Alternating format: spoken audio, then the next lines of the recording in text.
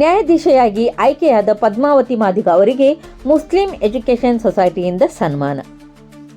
ನ್ಯಾಯಾಧೀಶೆಯಾಗಿ ಆಯ್ಕೆಯಾದ ಪದ್ಮಾವತಿ ಮಾದಿಗ ಅವರನ್ನು Muslim education society ವತಿಯಿಂದ ಆಂಗ್ಲೋ ಉರ್ದು ಹೈಸ್ಕೂಲ್ ದಾಂಡೇಲಿಯಲ್ಲಿ ಗೌರವಪೂರ್ವಕವಾಗಿ ಸನ್ಮಾನಿಸಲಾಯಿತು. ಈ ಸಂದರ್ಭದಲ್ಲಿ ಮಾತನಾಡಿದ ಪದ್ಮಾವತಿ ಮಾದಿಗ ಅವರು, ಜೀವನದಲ್ಲಿ ಗುರಿ ಇದ್ದರೆ ಶಿಕ್ಷಣ ಮತ್ತು ಪರಿಶ್ರಮದ ಮೂಲಕ ಸಾಧನೆ ಮಾಡಬಹುದು ಎಂದು ಹೇಳಿದರು.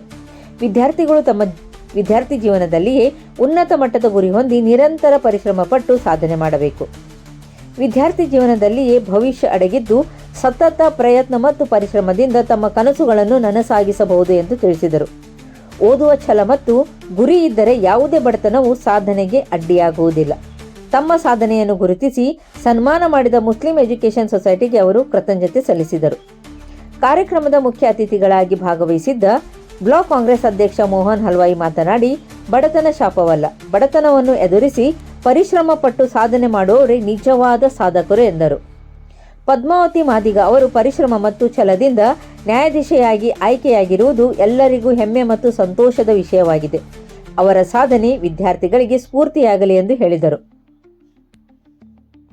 ಕಾರ್ಯಕ್ರಮದಲ್ಲಿ ಮುಸ್ಲಿಂ ಎಜುಕೇಷನ್ ಸೊಸೈಟಿಯ ಉಪಾಧ್ಯಕ್ಷ ಇಕ್ಬಾಲ್ ಶೇಖ್, ಪ್ರಧಾನ ಕಾರ್ಯದರ್ಶಿ ಬದ್ರು ಜಮಾ, ಜಂಟಿ ಕಾರ್ಯದರ್ಶಿ ರಾಜೇಶ್ ಸಾಬ್ ಸುಂಕತ್, ಖಜಾಂಚಿ ಇಮ್ತಿಯಾಜ್ ಅತ್ತಾರ್, ಸದಸ್ಯರಾದ ದಾದಾಪೀರ್ ನದಿಮುಲ್ಲಾ, ವಿನಾಯಕ್ ಬಾರ್ಕೇರ್, ಬ್ಲಾಕ್ ಕಾಂಗ್ರೆಸ್ ಮಹಿಳಾ ಅಧ್ಯಕ್ಷೆ ರೇಣುಕಾ ಬಂದಂ, ಮಾನವ ಹಕ್ಕುಗಳ ದಾಂಡೇಲಿ ತಾಲೂಕು ಘಟಕದ ಅಧ್ಯಕ್ಷೆ ಪ್ರಮೀಳಾ ಮಾನೆ, ಆಶ್ರಯ ಸಮಿತಿಯ ಅಧ್ಯಕ್ಷೆ ಸರಸ್ವತಿ ಚೌಹಾಣ್ ಸೇರಿದಂತೆ ಹಲವರು ಉಪಸ್ಥಿತರಿದ್ದರು. ಮುಸ್ಲಿಂ ಎಜುಕೇಷನ್ ಸೊಸೈಟಿ ಅಧ್ಯಕ್ಷ ಅಬ್ದುಲ್ ಹಮೀದ್ ಅತ್ತಾರ್ ಅಧ್ಯಕ್ಷತೆ ವಹಿಸಿದ್ದರು. ಶಾಲೆಯ ಮುಖ್ಯೋಪಾಧ್ಯಾಯ ಶಂಶುದ್ದೀನ್ ಕುಂಕೂರ್ ಸ್ವಾಗತಿಸಿದರು. ಶಿಕ್ಷಕ ಅಕ್ಬರ್ ಶೇಖ್ ಕಾರ್ಯಕ್ರಮವನ್ನು ನಿರೂಪಿಸಿದರು. ಹಲವರು ಕಾರ್ಯಕ್ರಮದಲ್ಲಿ ಭಾಗವಹಿಸಿದ್ದರು. ಮಾನವ ಹಕ್ಕುಗಳ ಅಧ್ಯಕ್ಷರಾದ ತಾಲೂಕಾ ಅಧ್ಯಕ್ಷರಾದ ಪರಿಮಳ ಮಾನೆಯವರು ಕೂಡ ಈ ಒಂದು ಕಾರ್ಯಕ್ರಮಕ್ಕೆ ಆಗಮಿಸಿ ಕಾರ್ಯಕ್ರಮವನ್ನು ಶೋಭೆಯನ್ನು ತಂದುಕೊಟ್ಟಿದ್ದಾಗಿ ಅವರಿಗೆ ನಮ್ಮ ಸಂಸ್ಥೆಯ ಪರವಾಗಿ, ಮುಸ್ಲಿಂ ಎಜುಕೇಷನ್ ಸೊಸೈಟಿಯ ಪರವಾಗಿ, ಮುಖ್ಯೋಪಾಧ್ಯಾಯರ ಸಿಬ್ಬಂದಿಗಳ ಪರವಾಗಿ ಮತ್ತು ವಿದ್ಯಾರ್ಥಿಗಳ ಪರವಾಗಿ ಹೃತ್ಪೂರ್ವಕ ಸ್ವಾಗತ ಬಯಸುತ್ತೇನೆ.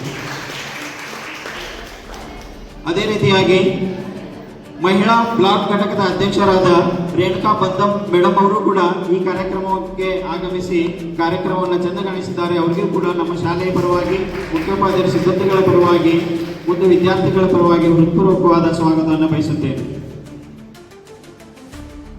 ಅದೇ ರೀತಿಯಾಗಿ ದಾದಾಪೀರ್ ನದಿಮುಲ್ಲಾ, ಕಾಂಗ್ರೆಸ್ನ ಯುವ ಮುಖಂಡರ ದಾದಾಪೀರ್ ನದಿಮುಲ್ಲಾ ಕೂಡ ಆಗಮಿಸಿದ್ದಾರೆ. ಅವರಿಗೂ ಕೂಡ ನಮ್ಮ ಶಾಲೆಯ ಪರವಾಗಿ, ಮುಖ್ಯೋಪಾಧ್ಯಾಯರ ಸಿಬ್ಬಂದಿಗಳ ಪರವಾಗಿ ಮತ್ತು ವಿದ್ಯಾರ್ಥಿಗಳ ಪರವಾಗಿ ಹೃತ್ಪೂರ್ವಕವಾದ ಸ್ವಾಗತವನ್ನು ಬಯಸುತ್ತೇವೆ. ಅದೇ ರೀತಿಯಾಗಿ ಇನ್ನೋರ್ವ ಅತಿಥಿಗಳಾದ ವಿನಾಯಕ್ ಬಾರ್ಕೇರ್ OBC ಅಧ್ಯಕ್ಷರಾದ ಇವರು ಕೂಡ ನಮ್ಮ ಈ ಕಾರ್ಯಕ್ರಮಕ್ಕೆ ಆಗಮಿಸಿ ಕಾರ್ಯಕ್ರಮವನ್ನು ಚಂದಗಾಣಿಸಿದ್ದಾರೆ. ಅವರಿಗೂ ಕೂಡ ನಮ್ಮ ಶಾಲೆಯ ಪರವಾಗಿ, ಮುಖ್ಯೋಪಾಧ್ಯಾಯ ಸಿಬ್ಬಂದಿಗಳ ಪರವಾಗಿ ಮತ್ತು ವಿದ್ಯಾರ್ಥಿಗಳ ಪರವಾಗಿ ಹೃತ್ಪೂರ್ವಕವಾದ ಸ್ವಾಗತವನ್ನು ಬಯಸುತ್ತೇನೆ. ಈ ಕಾರ್ಯಕ್ರಮದ ಕೇಂದ್ರ ಬಿಂದುಗಳಾದ ಶ್ರೀ ಕುಮಾರಿ ಪದ್ಮಾವತಿ ನಾಗಣ್ಣ ಮಾದಿಗ ಈಗ ತಾನೇ ನ್ಯಾಯಾಧೀಶರಾಗಿ ಆಯ್ಕೆಯಾಗಿದ್ದಾರೆ. ಅವರಿಗೂ ಕೂಡ ನಾನು ನಮ್ಮ ಸಂಸ್ಥೆಯ ಪರವಾಗಿ, ಮುಸ್ಲಿಂ ಎಜುಕೇಷನ್ ಸೊಸೈಟಿಯ ಪರವಾಗಿ, ಆಂಗ್ಲೋ ಉರ್ದು ಪ್ರೌಢಶಾಲೆ ಮುಖ್ಯೋಪಾಧ್ಯಾಯರು ಮತ್ತು ಸಿಬ್ಬಂದಿಗಳ ಪರವಾಗಿ ಮತ್ತು ವಿದ್ಯಾರ್ಥಿಗಳ ಪರವಾಗಿ ಹೃತ್ಪೂರ್ವಕ ಸ್ವಾಗತವನ್ನು ಬಯಸುತ್ತೇನೆ.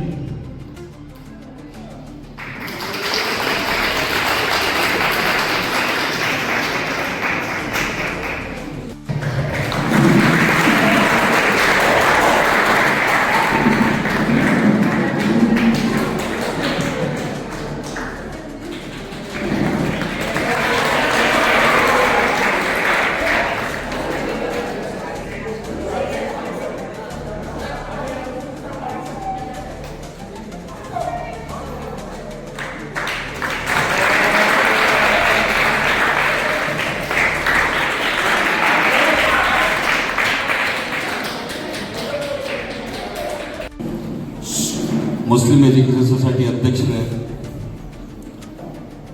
ಹಾಗೂ ಅಂಜುಮನ್ ಸಂಸ್ಥೆಯ ಕಾರ್ಯದರ್ಶಿಗಳೇ, ಇಕ್ಬಾಲ್ ಶೇಖ್ ಅವರೇ, ಮಹಿಳಾ ಘಟಕದ ಅಧ್ಯಕ್ಷರಾದಂಥ ಶ್ರೀಮತಿ ರೇಣುಕಾ ಬಂದಮ್ ಅವರೇ, ಶ್ರೀಮತಿ ಪ್ರಮೀಳಾ ಮಾನೆ ಅವರೇ, ಈ ಸಂಸ್ಥೆಯ ಎಲ್ಲ ಕಾರ್ಯದರ್ಶಿಗಳು, ಖಜಾಂಚಿಗಳು, ಆತ್ಮೀಯ ಎಲ್ಲ ಹಿರಿಯರು, ಪತ್ರಕರ್ತ ಮಿತ್ರರು ಮತ್ತು ಮುದ್ದು ಮಕ್ಕಳು, ಇವತ್ತು ಆಂಗ್ಲೋ ಉರ್ದು ಶಾಲೆಯ ಪರವಾಗಿ ಕುಮಾರಿ ಪದ್ಮಾವತಿ ಅವರಿಗೆ ಸನ್ಮಾನ ಕಾರ್ಯಕ್ರಮ ಅಂದ್ಕೊಳ್ಳ ನಿನ್ನೆ ರಾತ್ರಿ ನನಗೆ ಗೊತ್ತಾಯಿತು, ನೀವು ಕೂಡ ಬರಬೇಕು ಅತಿಥಿಯಾಗಿ ಅಂತ.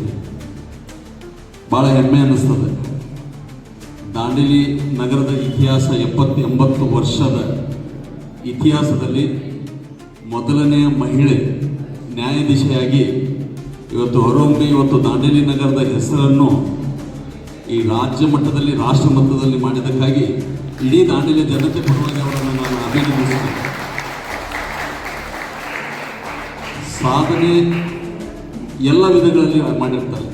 ಇವತ್ತು ಡಾಕ್ಟರ್ ಆಗಿ ಅಮೇರಿಕಾದಲ್ಲಿ ದಾಂಡೇಲಿಯವರು ಇರ್ಬೋದು, ಇಂಜಿನಿಯರ್ ಆಗಿ ಇರ್ಬೋದು, ಲಂಡನ್ದಲ್ಲಿರ್ಬೋದು, ಬೇರೆ ಬೇರೆ ರಾಷ್ಟ್ರಗಳಲ್ಲಿ ಇರ್ಬೋದು.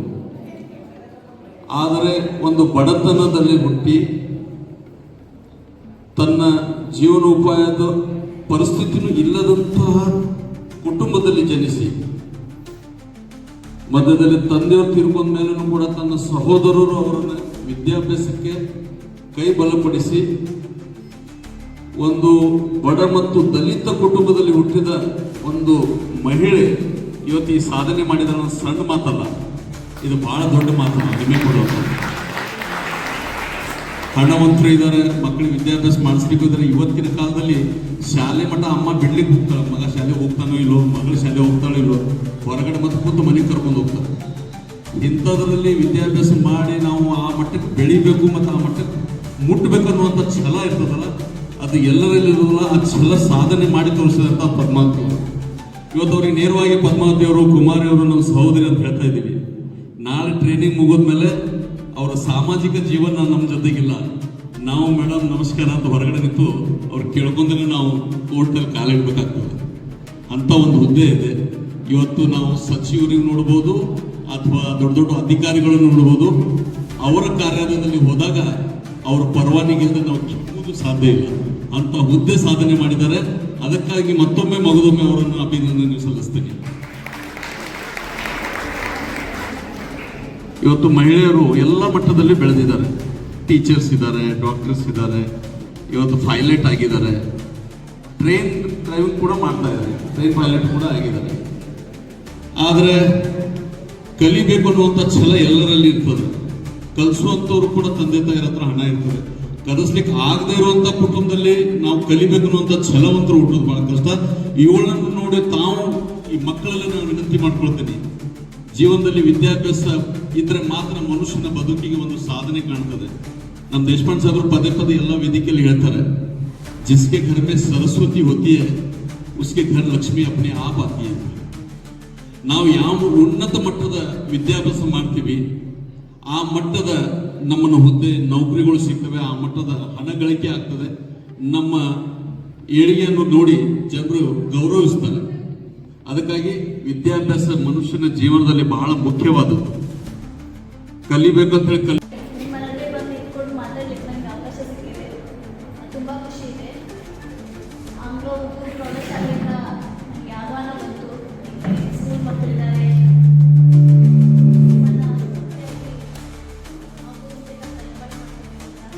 ಖುಷಿ ಆಯಿತು.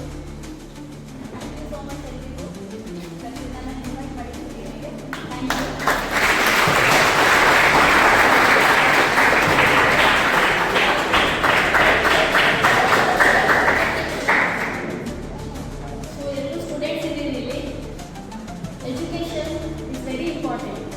ಎಜುಕೇಷನ್ ತುಂಬ ಇಂಪಾರ್ಟೆಂಟ್. ಈ ಇನಿಷಿಯಲ್ ಸ್ಟೇಜ್ ನಿಮ್ಮದೇನು ಸ್ಟೇಜ್ ಇದೆ ಇವಾಗ ಏನಿದೆ ನಿಮ್ಮ ಎಜುಕೇಷನ್, ಅದು ತುಂಬ ಇಂಪಾರ್ಟೆಂಟ್. ಅವ್ರು ಹೇಳಿದ್ರು ಸರ್, ಸಂವಿಧಾನ, ಬೈಬಲ್ ಎಲ್ಲದಕ್ಕಿಂತ ರುಚಿಗೆ ಅಂತ. ಹೌದು, ಸಂವಿಧಾನ ಎಲ್ಲವನ್ನೂ ಕೊಟ್ಟಿದೆ. ಅದನ್ನು ನಾವು ಹೇಗೆ ಉಪಯೋಗಿಸ್ಕೊಳ್ಬೇಕು ಅದು ನಮ್ಮಲ್ಲಿದೆ. ನಾವು ಉಪಯೋಗಿಸ್ಕೊಳ್ಬೇಕು. ಎಲ್ಲವನ್ನು ಕೊಟ್ಟಿದೆ ಸಂವಿಧಾನದಲ್ಲಿ, ಎಲ್ಲವನ್ನು ನಮ್ಗೆ ಕೊಟ್ಟು ಅದನ್ನು ಉಪಯೋಗಿಸ್ಕೊಳ್ಳುವಂಥ ಎಲ್ಲ ಆಪರ್ಚುನಿಟಿ ನಮಗೆ ಕೊಟ್ಟಾಗಿದ್ದು ನಾವು ಉಪಯೋಗಿಸ್ಕೊಳ್ಳಿಲ್ಲ ಅಂದರೆ ಅದು ನಮಗೆ ಲಾಸ್. ಉಪಯೋಗಿಸ್ಕೊಳ್ಬೇಕು. ಅದು ಏನೇ ಸವಲತ್ತು ಕೊಟ್ಟಿದೆ ಅದೆಲ್ಲ ಉಪಯೋಗಿಸ್ಕೊಳ್ಳುವಂಥ ಶಕ್ತಿ ನಮ್ಮಲ್ಲಿದೆ. ನೀವು ಸ್ಟೂಡೆಂಟ್ಸ್ ಈ ಸ್ಟೇಜಲ್ಲಿನೇ ಅದನ್ನು ಯಾವ ರೀತಿ ಉಪಯೋಗಿಸ್ಕೊಳ್ಬೇಕು, ಶಿಕ್ಷಣಕ್ಕೆ ಯಾವ ರೀತಿ ಮಹತ್ವ ಕೊಡಬೇಕು, ಎಲ್ಲವನ್ನು ಶಿಕ್ಷಕರೇ ನಿಮಗೆ ಮಾರ್ಗದರ್ಶನ ನೀಡ್ತಾರೆ. ಅದನ್ನು ಉಪಯೋಗಿಸ್ಕೊಳ್ಬೇಕು, ತಿಳ್ಕೋಬೇಕು. ಇವಾಗಲೇ ಇಟ್ಕೋಬೇಕು. ಜಡ್ಜ್ ಆಗ್ಬೇಕಂತೇನಿಲ್ಲ, ಟೀಚರ್ ಇರ್ಬೋದು, ಡಾಕ್ಟರ್ ಇರ್ಬೋದು, ಎಂಜಿನಿಯರ್ ಇರ್ಬೋದು, ಏನೇ ಇರಲಿ ಅದು ಒಂದು ಗುರಿ ಇಟ್ಕೊಳ್ಳಿ, ದೊಡ್ಡ ಗುರಿ ಇಟ್ಕೊಳ್ಳಿ. ಆ ದೊಡ್ಡ ಗುರಿ ಇಟ್ಕೊಂಡಾಗ ಮಾತ್ರ ನೀವು ಸಾಧನೆ ಮಾಡಲಿಕ್ಕಾಗತ್ತೆ. ನೀವು ಸಣ್ಣದು ಇಟ್ಕೊಂಡು ನಾನು ಗುರಿ ಹೇಗಿರ್ಬೇಕಂದ್ರೆ ಅಷ್ಟು ದೊಡ್ಡ ಗುರಿ ಇಟ್ಟಾಗ ಮಾತ್ರ ನೀವು ಅಲ್ಲಿ ಹೋಗ್ಲಿಕ್ಕೆ ರೀಚ್ ಆಗ್ಲಿಕ್ಕೆ ಸಾಧ್ಯ. ಸೈಲೆನ್ಸಲ್ಲಿ ವರ್ಕ್ ಮಾಡಿ, ಏನೇ ಮಾಡೋದಾದ್ರೂ ಸೈಲೆನ್ಸಲ್ಲಿ ಮಾಡಿ. ಎಲ್ಲ ಹೇಳ್ಕೊಳ್ತಿರಿ, ನಾನು ಇದನ್ನು ಮಾಡ್ತಿದ್ದೀನಿ, ಅದನ್ನು ಮಾಡ್ತಿದ್ದೀನಿ, ಯಾರಿಗೂ ಹೇಳ್ಕೊಂಡೆ ನೀವು ಪ್ರೂವ್ ಮಾಡೋ ಅವಶ್ಯಕತೆನೇ ಇಲ್ಲ. ಸೈಲೆನ್ಸಲ್ಲಿ ವರ್ಕ್ ಮಾಡಿ, ನಿಮ್ಮ ರಿಸಲ್ಟೇ ಮಾತಾಡಬೇಕು ಅಷ್ಟೇ. ಇದೇ ಪಾಲಿಸಿ. ಯಾವಾಗ ಸೈಲೆನ್ಸಲ್ಲಿ ವರ್ಕ್ ಮಾಡ್ತೀರಿ ಅವಾಗ ರಿಸಲ್ಟ್ ಮಾತಾಡುತ್ತೆ. ನೀವೆಲ್ಲ ಕಡೆ ಹೋಗಿ ನಾನು ಅದನ್ನು ಮಾಡ್ತಿದ್ದೀನಿ, ಇದನ್ನು ಮಾಡ್ತಿದ್ದೀನಿ, ಇಲ್ಲ, ಅದು ನಿಮ್ಮ ರಿಸಲ್ಟ್ ಕೊಡೋದೇ ಇಲ್ಲ. ನಿಮ್ಮ ಸಾಧನೆ ನಿಮ್ಮಲ್ಲೇ ಇರಬೇಕು, ಅದನ್ನು ಸಾಧಿಸಿ ತೋರಿಸೋವರೆಗೂ ನಿಮ್ಮಲ್ಲೇ ಇರಬೇಕು ಅಷ್ಟೇ, ಮತ್ತೆ ಇಲ್ಲ. ಆ್ಯಂಡ್ ಎಜುಕೇಷನ್ ತುಂಬ ಇಂಪಾರ್ಟೆಂಟ್. ಮತ್ತೆ ಹೇಳ್ತಿದ್ದೀನಿ, ನಿಮ್ಮ ಈ ಏನಿದೆ ಸ್ಟೇಜ್, ಇದರಲ್ಲಿ ನೀವು ಹೇಗೆ ರೂಪುಗೊಳ್ತೀರಿ, ನಿಮ್ಮ ಭವಿಷ್ಯ ಇಲ್ಲೇ ಇದೆ, ನಿಮ್ಮ ಕೈಯಲ್ಲೇ ಇದೆ. ಹೀಗೆ ನೀವು ಈಗೇನು ನಿಮ್ಮ ಗುರಿ ಭವಿಷ್ಯದ ಬಗ್ಗೆ ಕಾಳಜಿ ವಹಿಸ್ತೀರಿ, ಅದು ನಿಮ್ಮ ಮುಂದಕ್ಕೆ ಒಯ್ಯುತ್ತೆ. ಇಲ್ಲಾಂದರೆ ಅಸಾಧ್ಯ. ಶಿಕ್ಷಣಕ್ಕೆ ಮಹತ್ವ ಕೊಡಿ, ತಂದೆ ತಾಯಿಯರ ಮಾರ್ಗದರ್ಶನ ತಗೊಳ್ಳಿ, ಹಿರಿಯರ ಮಾರ್ಗದರ್ಶನ ತಗೊಳ್ಳಿ. ಗುರಿ ಮುಟ್ಟಕ್ಕೆ ಎಷ್ಟಾಗುತ್ತೆ ಅಷ್ಟು ಪ್ರಯತ್ನ, ಪರಿಶ್ರಮ, ಶ್ರದ್ಧೆ ಎಲ್ಲವನ್ನೂ ಕೊಡಿ. ನೀವು ಒಂದಿನ ಇದೇ ಥರ ಇಲ್ಲಿ ಬಂದು ನಿಂತು ಸನ್ಮಾನ ತಗೊಳ್ಳುವಂಥ ಉತ್ತಮ ಬೆಳೀಲಿ ಅಂತ ಎಲ್ರಿಗೂ ಧನ್ಯವಾದಗಳು. Thank you.